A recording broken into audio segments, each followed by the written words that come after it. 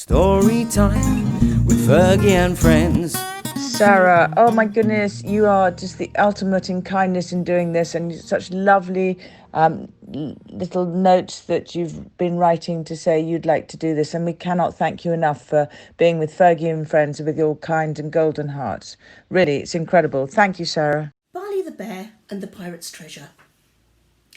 Are you ready to come with me back to Paulet Island so we can see what adventures await Jack and Barley the Bear? Take my hand and I will take you there. Barley and Jack walked along the shore. Jack had sand up his nose and all in his paws, for he loved to find a stone so big that he could bury in sand and have a good dig. 6 months had passed since Christmas time, when you sat with me and heard the rhyme of Barley and Jack and the Christmas sleigh, and how the two friends saved Christmas Day. Jack, stop, wait, what is that? Barley exclaimed as he looked at the sand. There poking out was a shiny thing. Help me, Jack, Barley started to sing. Jack jumped forward and started to dig, moving shells and stones and old bits of twig. At last he came to the object they saw, and turned it over with a sandy paw. There in the sand was a coin that was gold. It didn't look new, it seemed very old. It's pirates' treasure, Jack said with pride. They've brought their loot to the island to hide. As the two friends dug, more treasure they found. They put it on the sand and created a mound of coins and gems and a golden crown. Jack turned to Barley with a low growl and frown. We better take this treasure away. Pirates will return to dig up one day. And I'd rather we weren't here when they turned up, or there would be no Barley Bear or Jack Russell Pup. Barley nodded his head. Then we'd better go back. To carry the treasure they found an old sack. Lying in sea water they pulled it in, and filled with treasure right up to the brim. Dragging the sack with teeth and with claws, they pushed it with noses and pulled it with paws, until away from the beach they had come, and were now in the forest, away from the sun. They continued along a flower-strewn track, heading for home went Barley and Jack, until at last they reached Jack's home, a big log cabin all on its own. Jack said to Barley, I'm going inside to show Mum and Dad this treasure to hide. Barley nodded. I'll go home too. My Mum and Dad will know what to do. And with that they parted, each went their own way, until tomorrow for a brand new day. On entering the cabin, Jack barked at his mum, who looked at her dog and said, Goodness me, what have you done? His mum couldn't believe the sight that she saw, shiny gold treasure all over the floor. Jack Russell's family gathered around, staring open-mouthed at the treasure he found. We need to find a place to hide all these gems before we see those pirates again. Then Jack's dad looked towards the floor and opened up the cellar door. Into the potato store the items slid. Under lots of vegetables the treasure hid. And so the treasure was now safe in a very strange hiding place. Barley went home and told his dad of his day with Jack and the adventures they'd had. Mr. Bear looked concerned and went on to say, Barley, you better take me down to the bay and show me where the treasure was found, for we need to check all the way round. The two bears walked through the dark, quiet wood. Mr. Bear led the way as a good dad should. Barley happily followed him all the way until they reached the shore of the bay.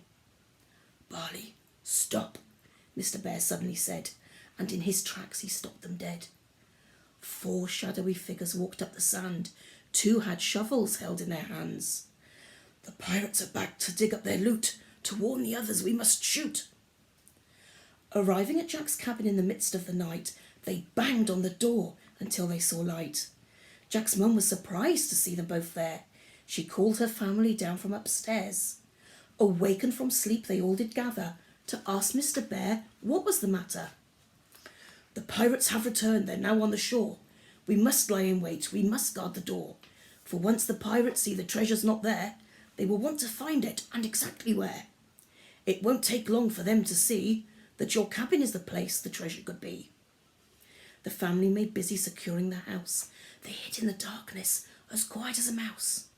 Mr. Bear lay in wait behind the front door, ready to pounce on the pirate with a great mighty roar. It wasn't long before footsteps they heard. They all held their breath. They did not say a word. The footsteps became closer yet. How much nearer would they get? They soon found out as the door opened wide and 4 burly pirates stepped right inside. Suddenly from behind the door Mr. Bear swiped a huge paw and rose up on 2 legs to his full height. He was very big and a fearsome sight. He opened his mouth to show huge rows of teeth and snarled and he roared as pirates fell at his feet. The pirates were screaming and started to run, and Barley the Bear thought this great fun. So with Jack behind him they ran out the door, followed by a scary Mr. Bear on all fours. The pirates stumbled and tripped as they ran. "Let's get out of here as quick as we can. They're catching us up," one pirate cried as they approached the shore and the incoming tide. They ignored their rowboat that was moored on the sand and swam instead away from the land. With splashing and crashing through waves rolling in, they saw Mr. Bear begin wading in. Finally they reached their ship that was moored some distance away from the island seashore. They scrambled on deck with grateful relief to see that giant bear still baring his teeth. As one final roar he gave them to say, "Do not come back, you must stay away." They raised the anchor and hoisted the sails. To escort them from the bay came the orca whales. The giants of the sea in black and white, they too wanted to give the pirates a fright. They swam right up to the side of the ship. They dived underneath, making it tip. The pirates held on to anything they could, trying to balance on slippery wood. The orcas then pushed the ship on its way to make quite sure they did leave the bay. And when they were sure the pirates had gone, they turned right around and set off for home. The whales could see at the shore of the bay a huddle of forest folk waving away. "Thank you, dear orcas, for helping us rid our beautiful island of pirates that hid treasure that wasn't rightfully theirs, discovered by Jack and Barley the Bear." To end our story, I would just like to say the treasure was taken the very next day to the police on the mainland where it could be left for the rightful owner to come and collect. And so we must leave our island friends until we can return to Paulet again to meet Jack the dog and Barley the Bear and find out what adventures we will have with them there. With Fergie and friends, with Fergie and friends.